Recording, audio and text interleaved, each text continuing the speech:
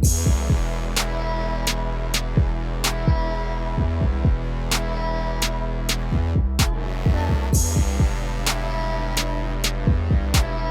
start here with some breaking news just into the WCNC Charlotte newsroom.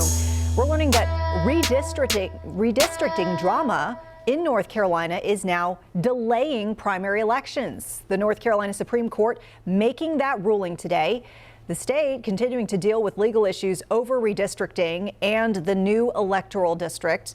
Good morning and welcome to The Deal. I'm your host, Ed Clark. It is Saturday, December the 11th. We're a mere 14 days from Christmas. I cannot believe it. Time is flying. But we have a ton of things to talk about. As you saw coming in the lead in from the intro, North Carolina is in the center again of electoral politics, where we can't seem to draw congressional districts in a fair manner. And I'm not sure if fairness actually enters into this. We want to talk about abortion. We want to talk about Mark Meadows. We want to talk about the Omicron variant of COVID, because COVID can't seem to go away. We are 2 years into COVID. I can't believe it. But so to be able to help me talk about all this, I got to have our mainstay, Val Atkinson. Val, welcome back to The Deal. Thank you, Ed. Good to be here on this. Good morning.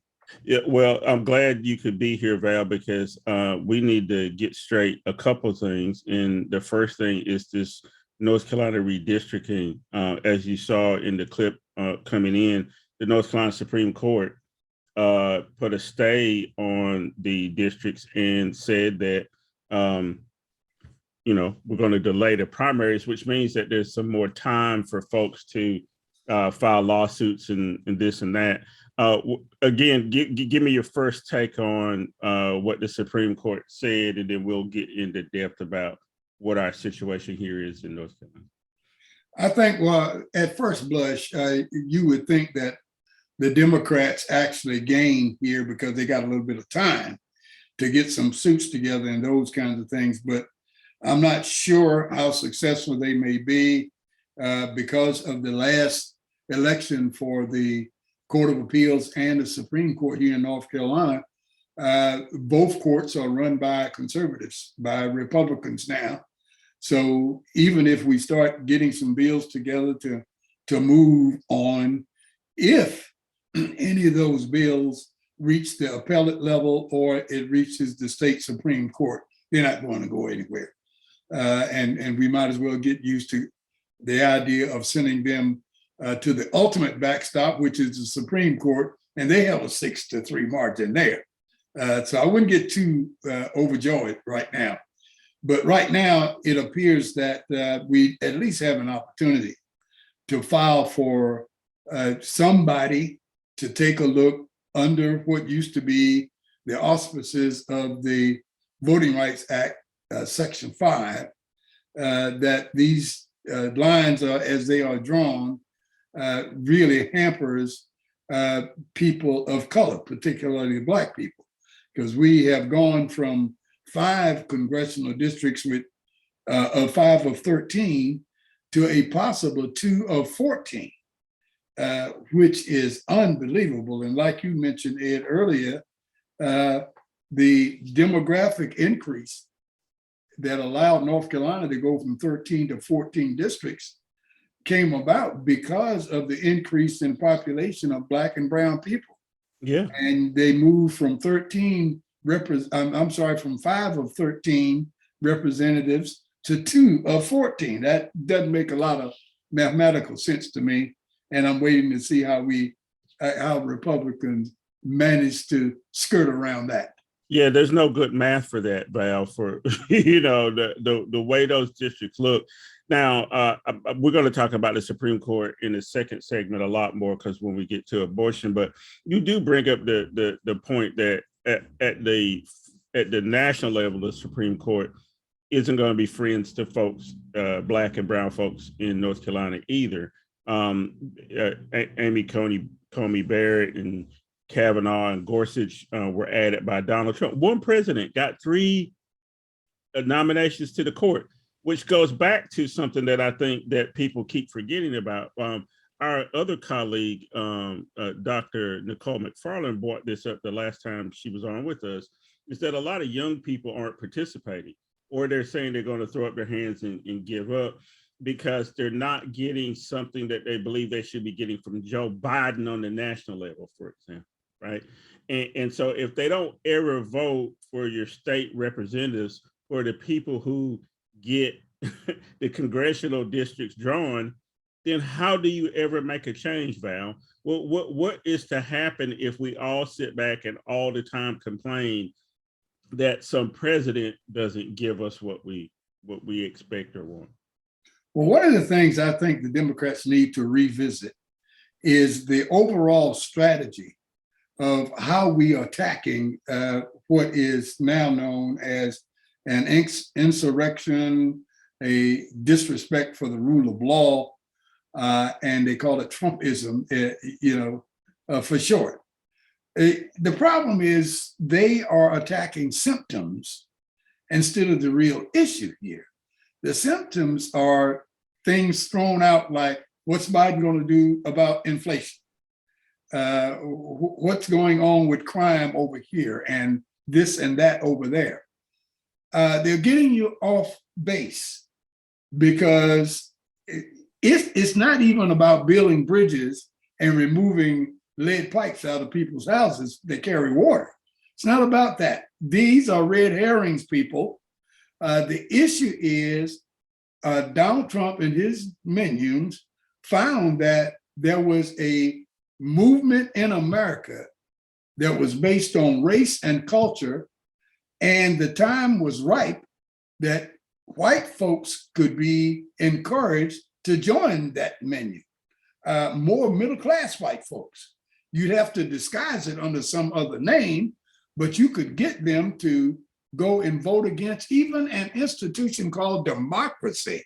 You could get them to vote against democracy if you could convince them that their very way of life, their culture was at stake and was being challenged and was going to be thrown away. They were successful at that.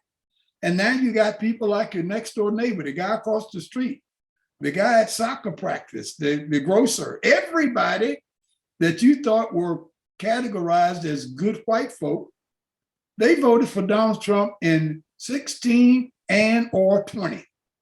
And you're trying to figure out why. Well, these are the core values. They've been convinced that their way of life is at stake. And we're back here talking about lead pipes and bridges and inflation and trying to find something that we think that guy is going to vote for Biden for if we do more of this or less of that or fix that problem over there. It ain't about fixing that problem or doing less of this or more of that. It's about convincing these people that your way of life is not at stake. We are not trying to replace you as white people. We want to join you as Americans. Nobody is making that talk right now. And that's where the talk needs to be made. And get off of this stuff that you think if you can convince them that inflation ain't your fault or that you're going to build more bridges, that they somehow going to forget this thing about culture and vote for you. It doesn't work that way. And too many Democrats don't understand that. They're still trying to fix these problems as though the symptom were the core issue, and it's not. Well, Val, I hope the Democrats are listening because if you're listening to The Deal. This is Ed Clark, and that's Val Atkinson, and he's giving the Democrats the prescription to get out of the mess that they're in and get on the right track. And it's Saturday, December the 11th, and we come here on Saturdays and we chop it up a little bit. Sometimes we have other folks in here with us. Next week, just as a programming note, we're going to do our year in review show. So we'll come up with the top 10 stories for the year on Val's list or my list. And hopefully we can have some people stop in and talk with us. And that'll be the last show for the year. And then we'll pick back up in the new year with the same nonsense that's going on. Also, in the meantime, tomorrow on Foxy 107, 104 in North Carolina, if you're in the Raleigh-Durham market, you'll be able to listen to Connections with Val Atkinson and Irv Joyner and some guy named Ed Clark as we talk about the news of the day. Speaking of Irv Joyner, Val, was able to talk to him a day or so ago. Let's take a look at what Irv had to talk about, and we'll talk about it when we get back. That in North Carolina, the red is winning. That there is a massive effort that is underway right now for the insurrectionist party to take control of Congress and these state legislatures. So Val, Irv points out that this is just not a North Carolina problem, right? This is a problem throughout the South. Texas, they're trying to change the way that the local people are chosen for election boards. Other places have legislation, like in Georgia, that would penalize you if you give out water to somebody standing in line at a, voting. Wisconsin and Pennsylvania, because they've been able to manage to get Republicans running the legislature. They're trying to make it difficult for early voting and all this other stuff. And as Irv points out, the problem here goes well beyond the national level. The president can't do a whole lot. And you spoke about it just now, that there doesn't seem to be any way to get any Democrat to talk about anything other than infrastructure and Build Back Better. We talked about what do you do with young people. We talked about what you do with Democrats. Let me frame this the best I can. If nothing happens and we go into the midterms and get slaughtered, and the Republicans with the McCarthy or somebody as the speaker and Mitch McConnell back as the leader of the Senate, what happens in DC then? Armageddon, because they will have the reins of all power, the House, the Senate, the courts, and the executive really won't matter at that time because he will be hamstrung. He can't do anything. So Joe Biden can be there, but he might as well be a lame duck, Joe Biden, simply because the courts will be 6-3. The House will be managed possibly by Donald Trump. And I'll tell you one other thing. If the Republicans have, let's say, a 52-48 margin in the US Senate, they will get rid of the filibuster. They'll get rid of the filibuster so that with those 52 votes, and they can do whatever they want. They can pass any laws they want to pass. Of course, it may get vetoed and you need 67 senators to override that. But they could stop anything they wanted to that the president wanted to do. So, I mean, it's time for Democrats to start looking at this thing numerically and figure out what it is we need to do. And I mentioned the filibuster specifically, Ed, because that's something that can be done right now. Joe Biden needs to call a meeting with Kristen Sinema and Joe Manchin and tell the world that we are going to be in this meeting until we can all come out holding hands, singing Kumbaya, and we're together, or they break it off and say, well, we don't want to meet with you anymore, Mr. President, because I'm going to hold them there until they agree to get rid of the filibuster. And then we can move on with what we got. And that's something that's in the power of the president, at least to try that. And because he says he won't even try that, well, that's when you get us trying to attack symptoms, as I mentioned earlier, right?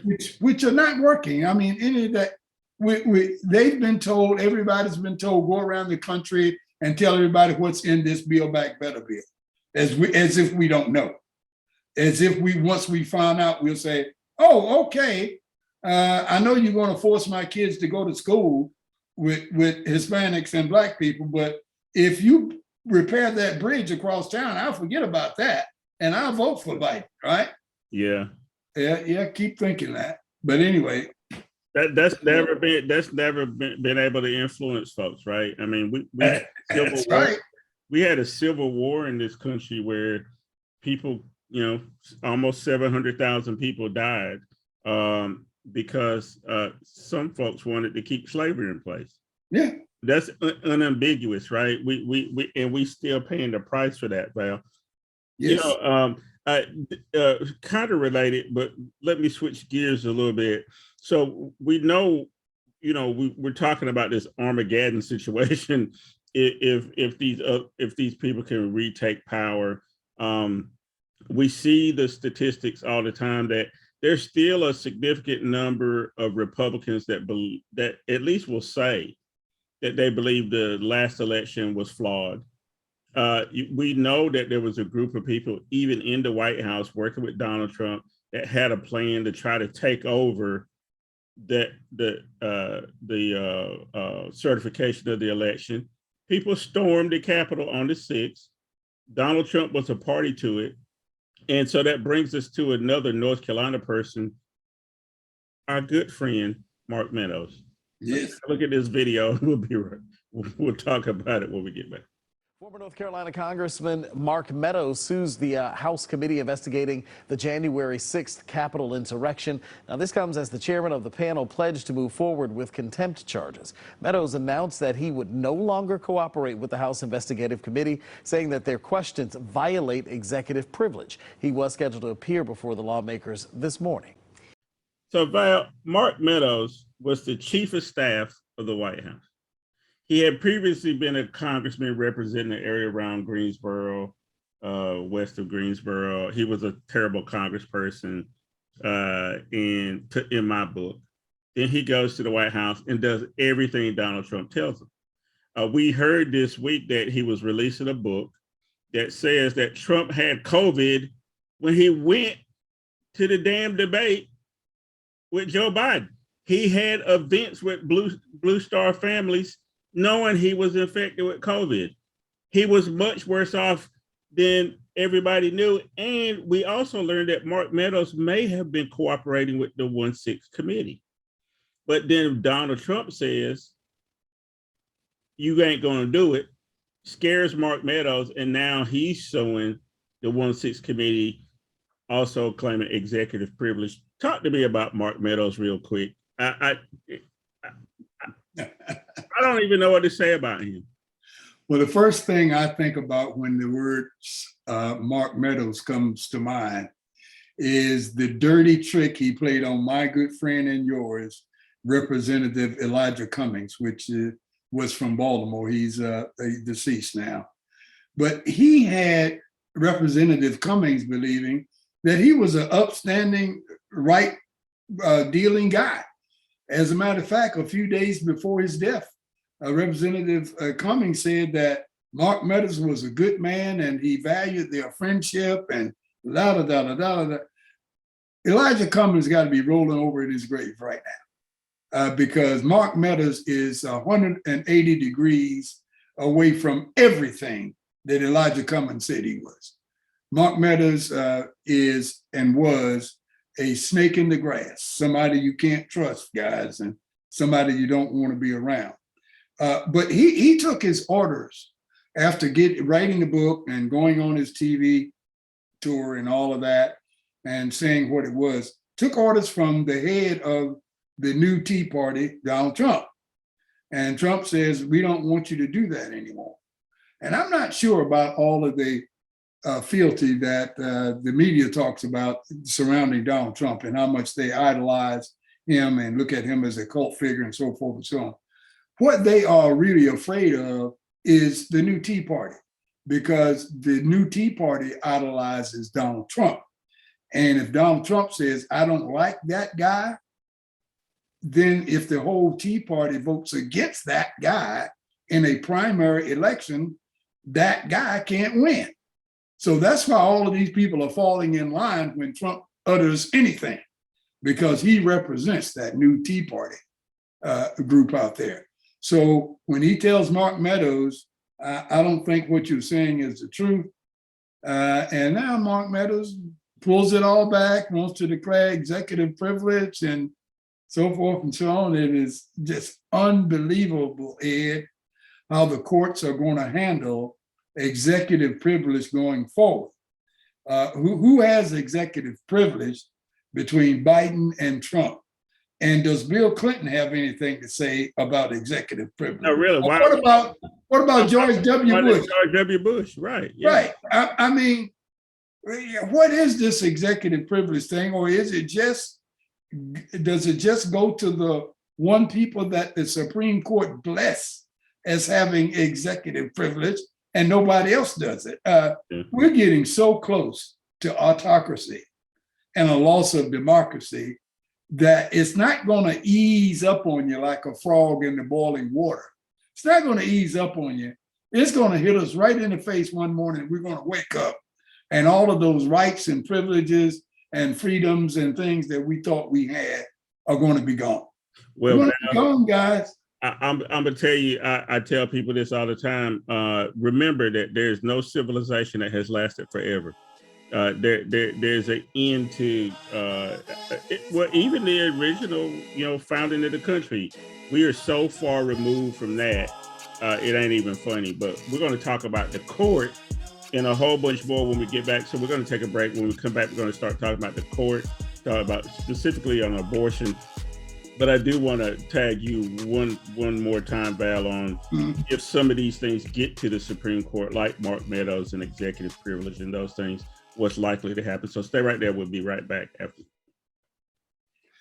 Raise your hand if you never thought of being affected by breast cancer. Raise your hand if you ever thought, I'm too young, too healthy, too busy. Raise your hand if you know that regular self-examinations can be the difference between life and death. Raise your hand, raise your hand.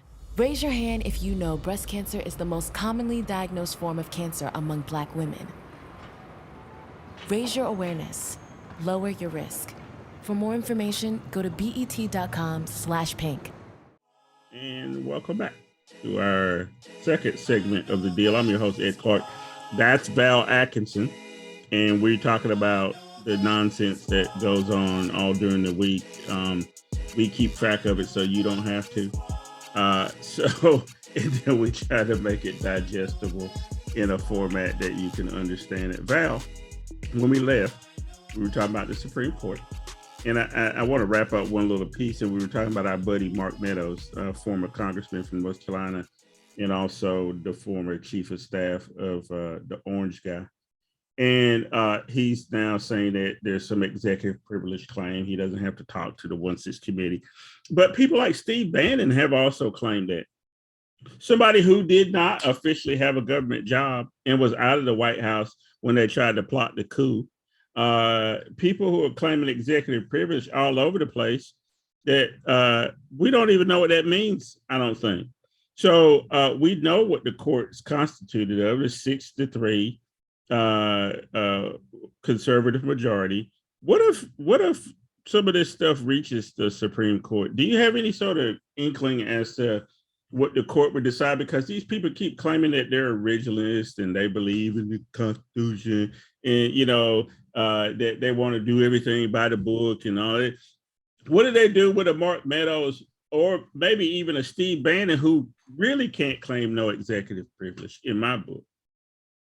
Well, we're at a place now where the Trumpers and the Tea Party folks and that kind of thing, they discovered something before they came into power, Ed, is that the Supreme Court has the power and have already demonstrated that to change what we used to call precedent. They can do it at any time. One of the first one was the 21st Amendment. They came up with the 18th Amendment to outlaw liquor during the Prohibition time. Then they came up with the 21st Amendment that reversed the 18th Amendment, right? There was a deal called Plessy v. Ferguson. Then in 54, they came up with the Brown decision, right? Brown v. Board of Education, that knocked Plessy off of the, standing P. So they found out that we can come in, it doesn't matter what the law says right now. We can come in and change anything we want. We can get rid of the 13th Amendment if we want to and go back to slavery, okay? So they knew that, and they start operating under the assumption that all things are possible.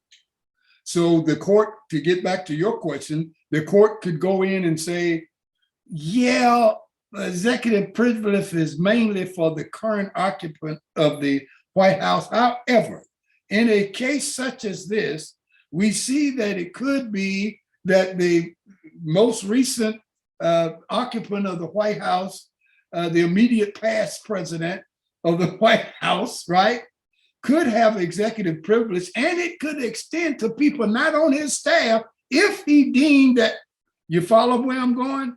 Sure. They will finish with that lie and all of that stuff, and you can cite precedent all you want of Banner not being on staff, of the Constitution saying this, that, or the other.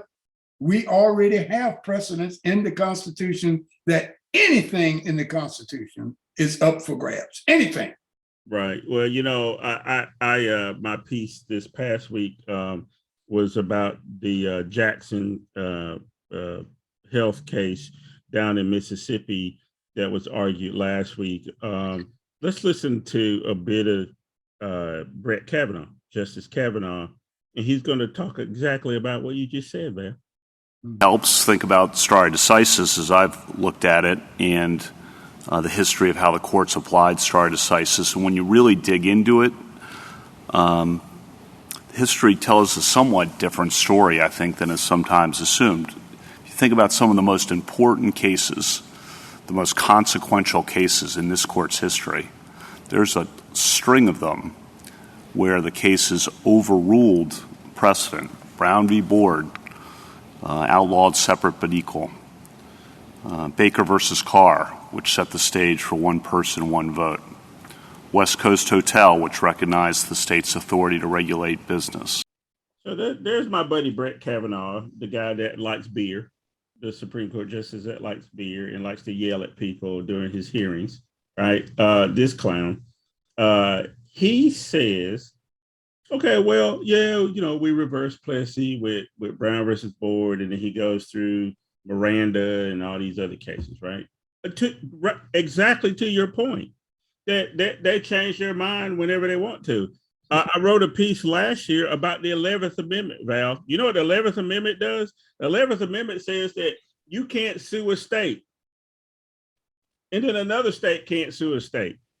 And the reason for that is because they put this amendment in because some guy was owed money by the state of Georgia and Georgia didn't want to pay for it.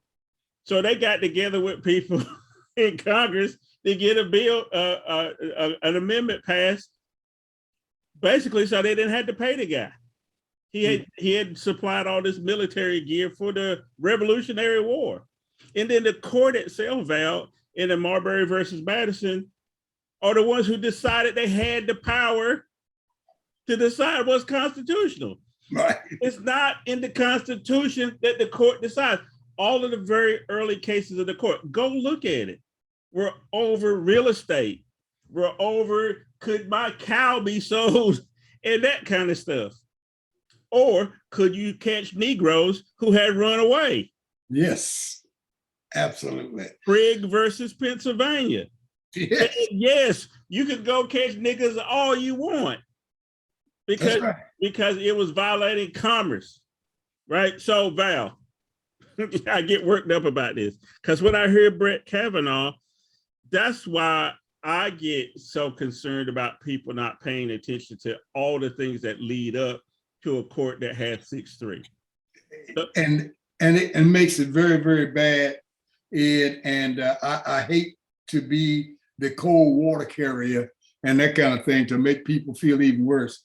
But I found a statement that I had written for one of my piece of my mind type op-eds that I use. And I think it's appropriate to summarize what I'm trying to say right here.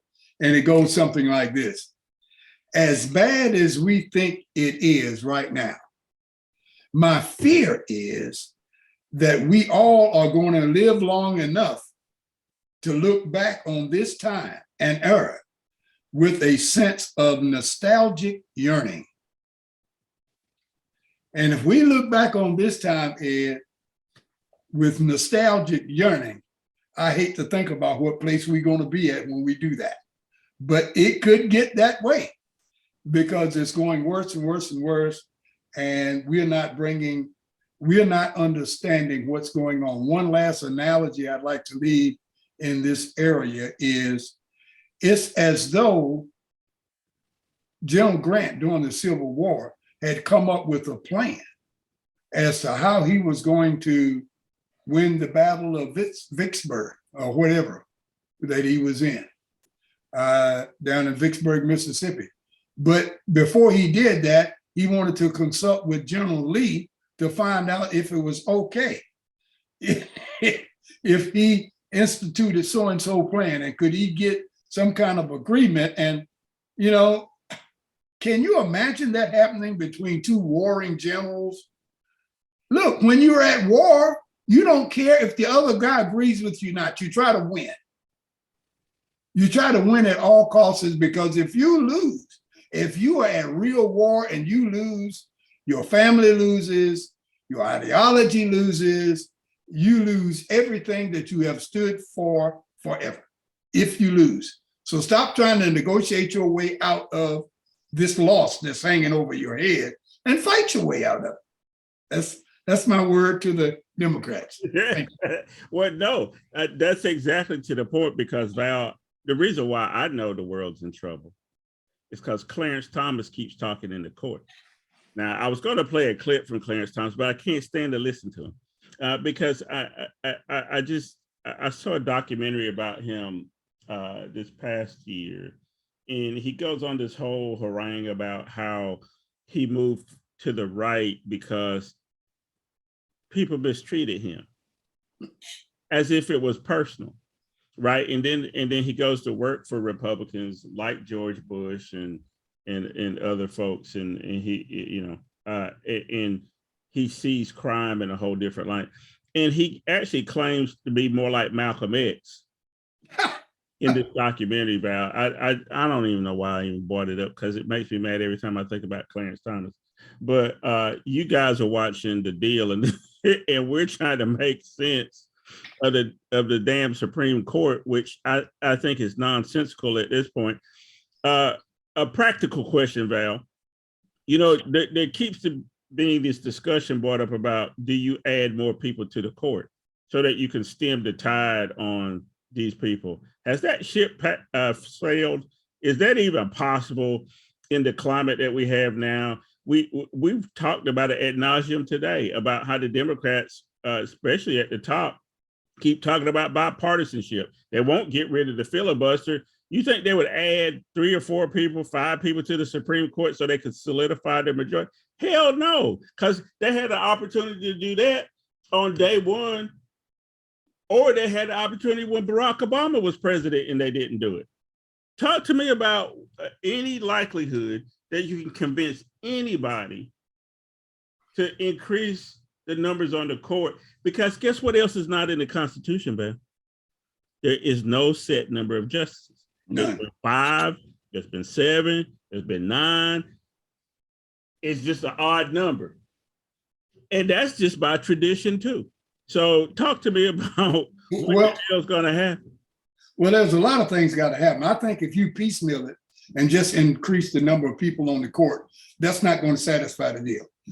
You've got to increase the number of people on the court. You've got to get some rules in there to say, how do they get on, such as each incoming president having X amount of people that they can put on the court. That means you got to get rid of the life terms. As some go on, then some come off. Okay. And the last thing you got to do, something you mentioned, Ed, Madison Marbury. You've got to go in and take away the Supreme Court's authority to be the Mac Daddy decision maker, when all of the courts, all of the branches of government are supposed to be co-equal. And it's not the way it's set up now. So we've got to go back and have a 28th Amendment to change that thing and put something in there so that the courts cannot be run away. They don't have life terms. Every president will have at least one nomination to the court. and it will be fair. Then you can increase the number of people on the court, and you take the whole courts out of this political realm that people running for the executive branch and running for the congressional branch of government do so that they can affect the court, which has all of the power. You eliminate that, and then we can have co-equal branches of government if we did that kind of thing. So just to increase the numbers, I think it's a good idea. You know, don't get me wrong, but I'm saying if you want to once and for all make it so that it'll last for a little while long anyway, you've got to do those other two things. Yeah. Get rid of term limits, increase the number, and take away the Mac Daddy power that the courts have right now. Yeah. So let's talk about power that the court exercised in the last 48 hours. Yeah. Let's talk about Texas and abortion. Let's end this up. So let's take a look at a clip real quick, and then we'll come back. A major ruling today from the Supreme Court on the Texas abortion law. The court allowing the law to stay in effect for now, but it also gave abortion providers the green light to sue and challenge it. The Texas law bans most abortions after about 6 weeks into a pregnancy, no exceptions for rape or incest. So, Val, the Supreme Court, our friends, decided to let Texas continue the nonsense they're doing, but says that people can sue the state of Texas back on the other end, you know, and then what does this do, though? This whole notion that the Texas law, if we revisit that real quick, is that Val Atkinson could sue Sarah's sister who drove her to get an abortion For a minimum of $10,000. and get $10,000, possibly. How the hell does that work, Val? Under what system? And you know what they were trying to do. They were trying to get around the court, and they were trying to get around any appellate stuff. But number one, what was the Supreme Court saying that, okay, well, we'll talk about it later. Texas, go and do your thing, and then other people you can sue. What are they trying to say? They're trying to not make it finely tailored, as to use their language. They were trying to be all things to all people there, because again, I have said this was the decision that they're going to make in the Texas case, and in the Mississippi case, they're going to make another decision. I think they're going to disallow the Mississippi case because they've given abortion seekers what they wanted in the Texas case. So they're trying to kind of, you know, be nice to both sides and this sort of thing right here. But it's really upending Roe is what it's doing. It has given license to people to stop. If all of the other 49 states follow Texas and implements that type of law, abortion is dead in the United States of America. Yeah, it'll stop happening. Legal abortion. Well, I wanna pass a law that I can go after somebody because, you know, they didn't do something I don't like their dogs or whatever, right? And then your neighbor can just go after you because they don't like the breed of dog you have, or they can have somebody go after you because they think you voted inappropriately or whatever. It's deputizing folks in your neighborhood to be cops, and that's already a problem where people take the law into their own hands. We've seen that, and I'm sure that Negroes would find the brunt of these people trying to act extrajudicially, like the folks down in Brunswick, Georgia, the McMichaels or whatever, deputizing themselves to be the arbiter of what's right and wrong. I hardly want the cops to show up, you know, and then you're going to have your neighbor. Well, you know, it's going to come down to, I don't understand how they got around the issue of standing in the first place. You gave me an example, said I could sue Sally Mae for driving her cousin to get an abortion. And I don't even know Sally Mae or her cousin. I don't even live in Texas necessarily. The question is, how did the courts get around the probable standing clause here? And it's my opinion, I think that's one of the first things that the defense attorney is going to challenge when he goes to court, to say that, hey, this guy doesn't have standing. Show me how you were injured, or how you would have been injured had they gone through and carried and performed this abortion. Show me your injury. And a lot of times it'll get thrown out, but that's not the case. The case is that it works because the provider of the abortion are afraid now. They don't want to get sued, taken into court. They've got to spend gazillions of dollars now.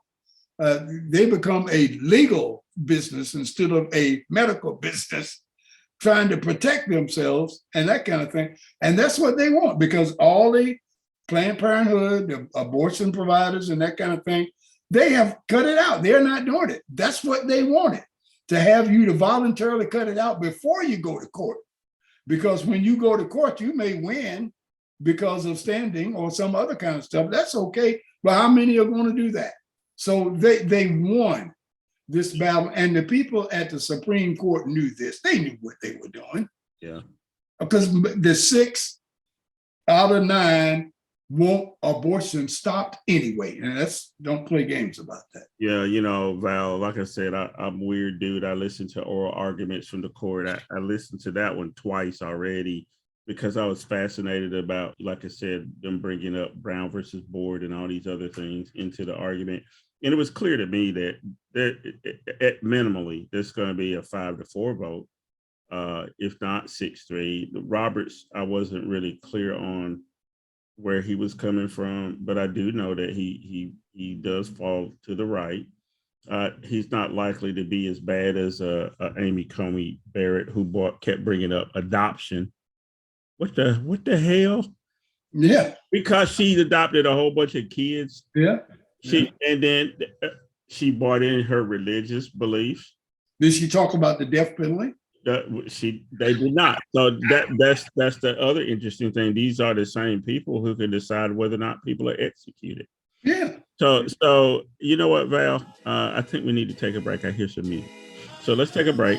When we come back, we're going to wrap this up. I want to talk about Omicron.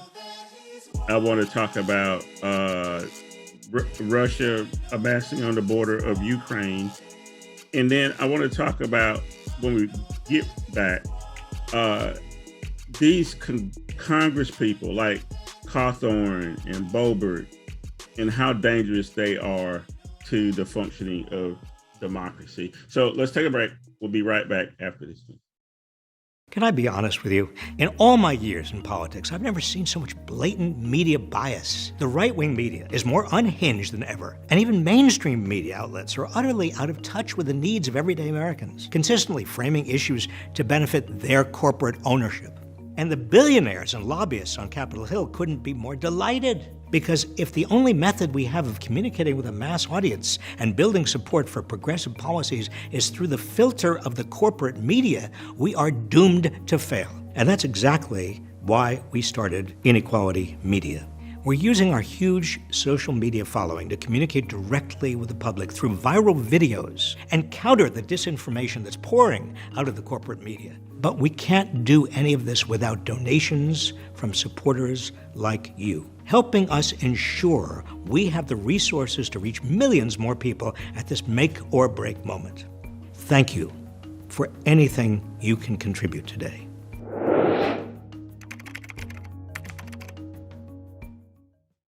And welcome back to our final segment of the deal. That's Val Atkinson. I'm Ed Clark. We have been trying to save the United States of America, but Val is getting harder and harder every day. I sometimes I catch myself and I say, well, it can't be worse than being a slave. It can't be worse than living in abject poverty with it. So I try to put things into context, Val, so coming back in from the break, you saw Robert Reich, who used to be the labor secretary under Bill Clinton. And he started an initiative to try to educate people on how the rich are taking advantage of us. Please go look at that link that Secretary Reich mentioned, because Val, one of the things that troubles me all the time, and we talk about it a lot, is that rich folks have convinced poor white folks that you need not do anything to tax rich white people, encumber in any way their desire to take eminent domain over your property, to build whatever they want. Rich people are okay with, doing whatever they want. So now you get these people like Lauren Boebert and like Marjorie Taylor Greene and like our own Congressman Cawthorn, who I'm not sure what their deal is other than guns and white supremacy. So hold on a second. Let's look at this clip from Denver TV station about their representative, Lauren Boebert. Democrats in the U.S. House have introduced a bill to remove Colorado Republican Lauren Boebert from her committee assignments. This comes after Boebert made anti-Muslim comments about Representative Ilhan Omar of Minnesota. In the resolution, Congresswoman Ayanna Pressley cites a House rule that members and employees shall behave at all times in a manner that reflects credibility on the House. She says there must be accountability for Boebert's conduct. Is to be complicit in Islamophobia. After her initial comments, Boebert said, "I apologize to anyone in the Muslim community I offended with my comment about Representative Omar." After she and Omar talked on the phone, though, Omar said she didn't want to deal with bigotry and hate and ended the call. No word yet on whether Speaker Nancy Pelosi will support that resolution that would strip Boebert of the committee assignment. So Val, the Congresswoman likes to walk around with guns. Her holiday card that she sent out to her friends and family are her and her children holding AR-15s around the Christmas tree. I missed that in the nativity story where Jesus was given an AR-15 by the three wise men. But this is what we have representing a lot of people in Congress, and there are a lot more people lined up like her to run for Congress and who may get elected. Val, what the hell is that? And again, it happens because congressional districts are drawn in such a way that will elect that person, and only certain people can get through primaries. Is that not the point? That Absolutely. And it was designed that way.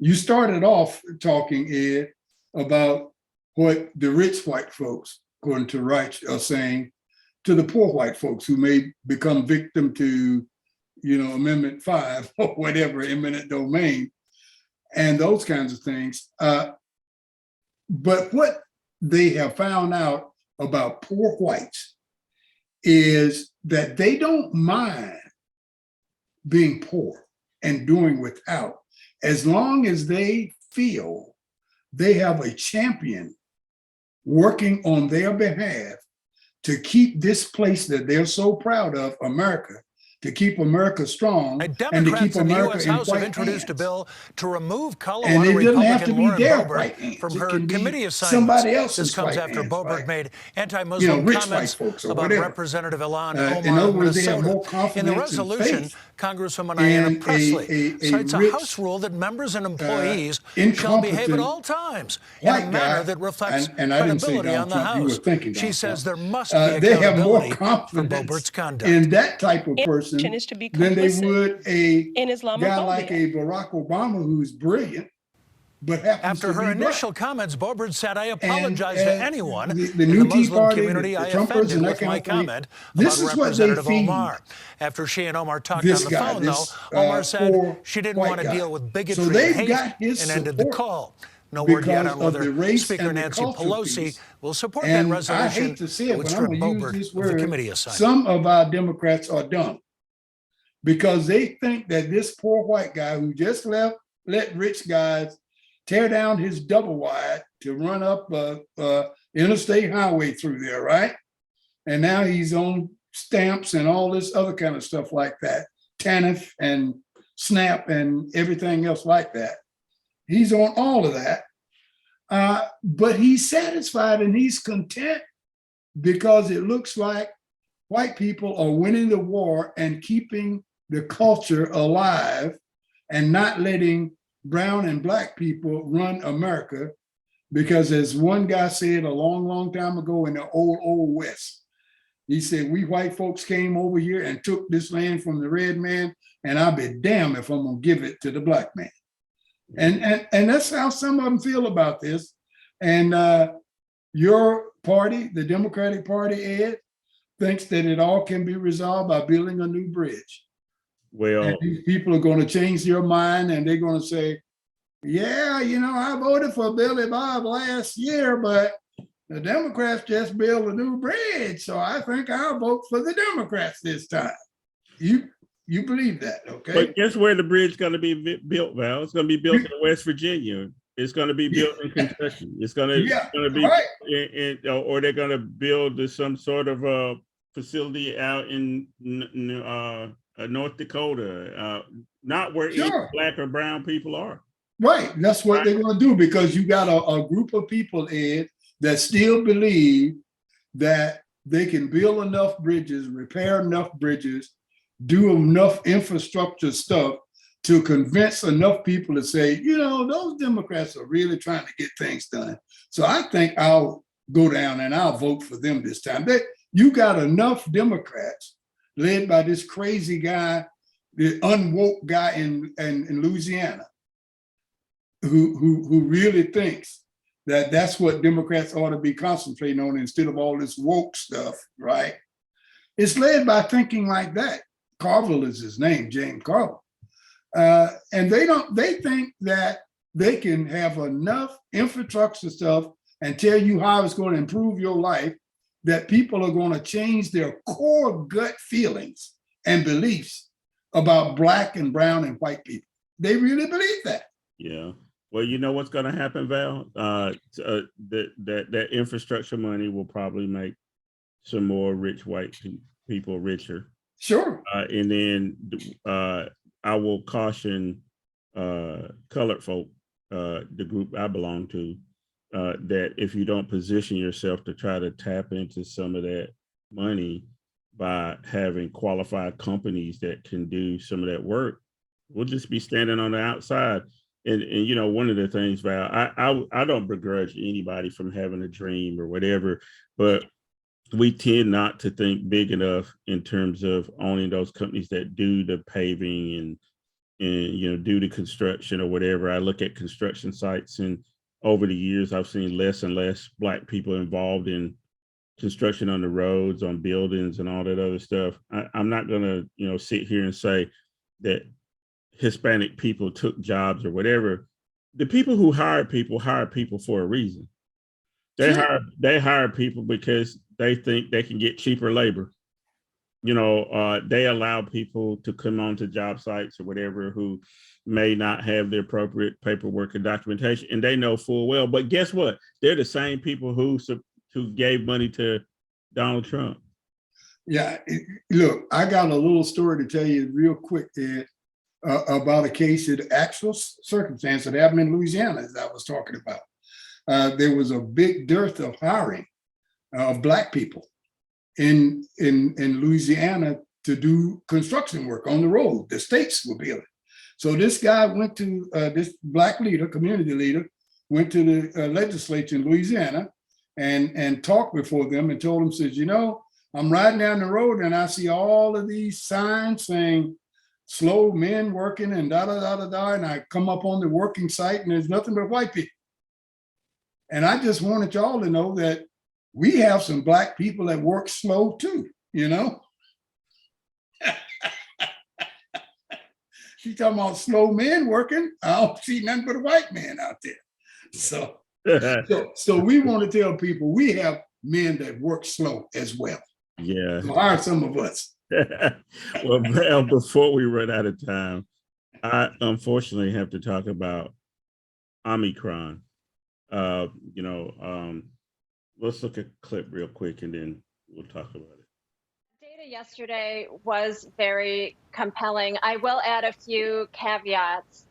First of all, this is data within a laboratory with a synthetic version of the virus. And also, it only looks at neutralizing antibodies. So just as a reminder, our immune response is complex and robust. It includes T cells, which are not detected by this study. But it did suggest that we could benefit from a booster because it boosted the level of these neutralizing antibodies by something like 25-fold. So particularly for people who may not have a full, robust immune response to the original series, that includes older individuals and those with medical conditions that make them immune compromised, the booster really seems more important than ever, particularly as we're facing off against a version of COVID-19, of COVID virus that may be more transmissible. So Val, the doctor here says that if you have your booster shot, you're less likely to get Omicron because it's a variant that was discovered by the South Africans. I won't even get into how we sort of knee-jerked and eliminated travel from Southern Africa, but they had already identified people in Europe that had Omicron, but we didn't restrict people coming from Europe. I guess, Val, I talked about it a little bit when we came on. I can't believe it's been 2 damn years almost. I still haven't been to I'm a movie person. I like to be in the movie theater with my popcorn or whatever. Haven't been able to go. I ain't going.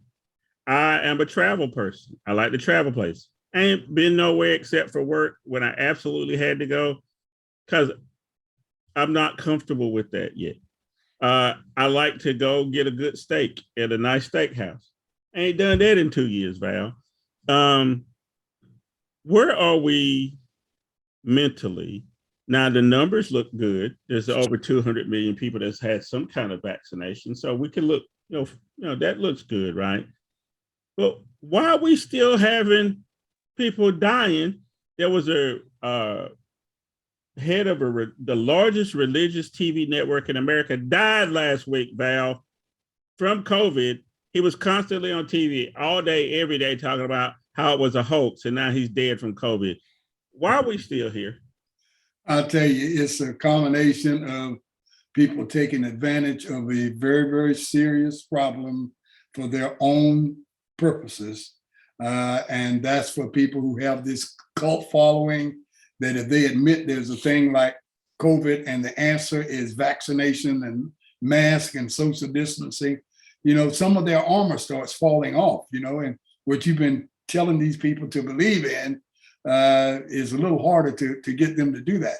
That's unfortunate. The other thing that creeps into this that should not be it is the dollar bill. You mentioned banning people coming in from South Africa, but not banning people coming in from Europe who had the same problem. Well, they look at it from a business standpoint. And if South Africa were the place that all of the businessmen were coming in from, you can believe they wouldn't be barred. The business deals were all going through Johannesburg and that kind of thing. They wouldn't be barred. But a lot of business stuff happens in Europe. And they got to make sure that pipeline stays open so they can continue making that money, even at the risk of spreading COVID. So it was a financial decision, and race and culture didn't hurt either. That you're still protecting your own all around the world. Yeah, and to that end, Val, the last story, real quick, this is the president of the United States talking about Ukraine. It would depend upon what the rest of the NATO countries were willing to do as well. But the idea the United States is going to unilaterally use force to confront Russia invading Ukraine is not in the cards right now.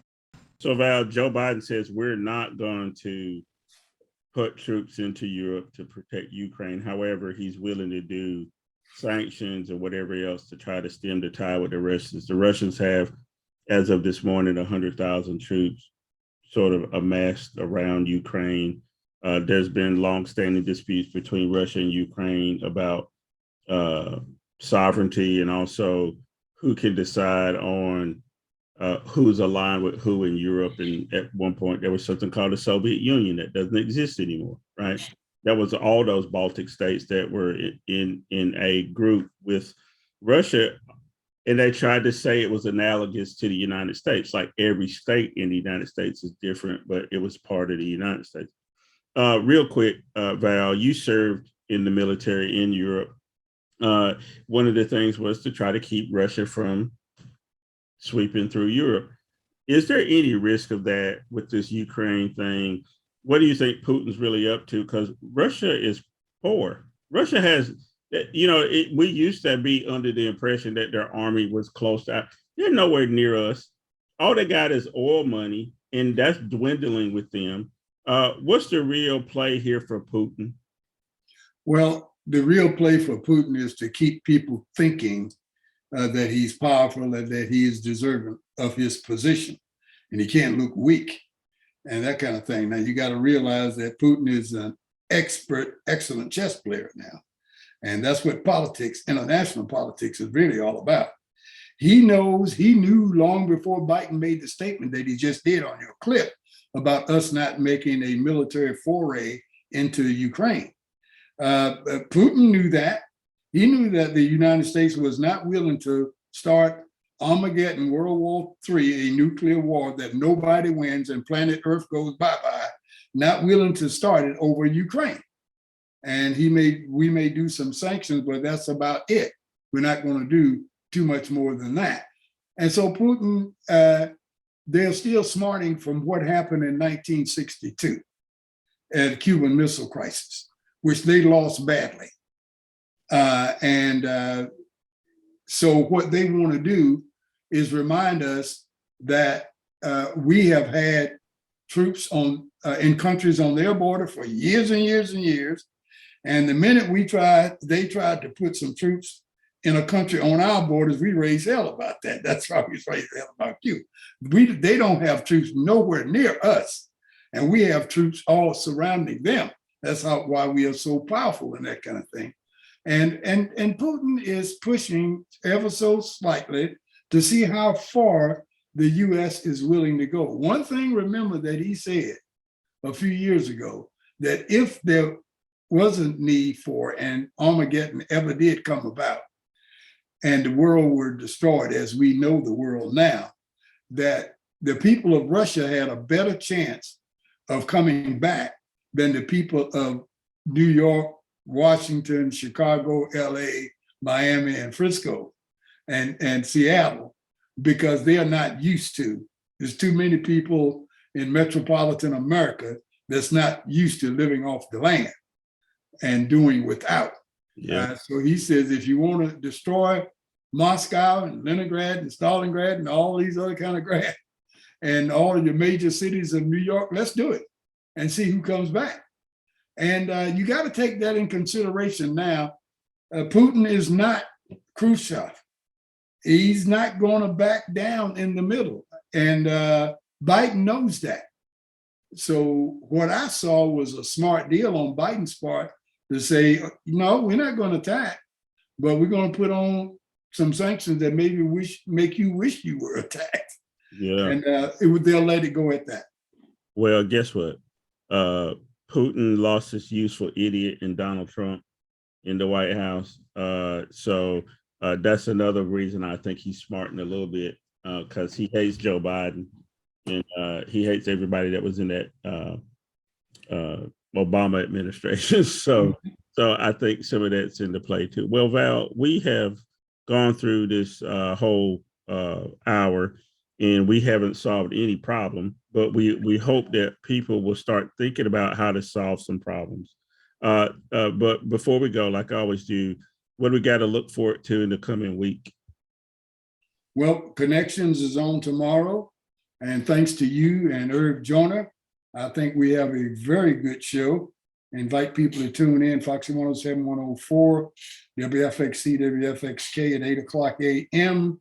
Or either go online to Radio 1, Urban 1, and scroll down and check on Foxy 107, 104 of Raleigh and pick us up 8 o'clock and lock it into your dial every Sunday morning at 8 o'clock, you'll hear Foxy's public affairs program.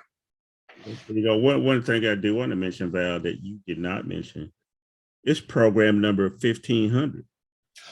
Yes, it is. We've been doing this this is the 1500th edition of Connections. That's the name of the show. And we'll be counting them down as my good friend Brian Williams used to count down the hours of the administration before he left the air. We'll be counting down our shows from this point forward. Man, I did mention it. It's incredible, Val. I mean, I've been listening that whole time, and then a lot of the time I've been on there, which is nice. Most of the time to be a part of that, and I'm so thankful to be able to be a part of that program. And you know, it's funny. I'll be in the store sometimes, and somebody will recognize my voice and say, "You the guy from Issues with Val Atkinson?" I say, "Yeah, that's me." Anyway, so folks, you know what? It's I don't know what the weather's like where you are. My heart goes out to folks in Kentucky. There was a terrible tornado outbreak last night. 70 people dead. I remember, Val, I am a colonel from the state of Kentucky. For my service to the state of Kentucky during a similar outbreak, probably at least 10 years ago, I went to every county in Kentucky and going into those hollers and meeting people that handle snakes and all that stuff. And some very nice people, a lot of times misguided though, thinking that the Republicans are helping them out. Well, they're going to need the Democrats to help them out because it was a tragedy last night. So keep those folks in your thoughts and prayers. And in the meantime, go do something good for somebody today. Come back next Saturday. It's going to be our wrap-up show for the year. We're going to talk about the top 10 stories that we have, and hopefully we can drag some other people along in here to talk with us. So we'll see you next week. Bye. We're cold. We're cold. We're cold. We're cold. We're cold.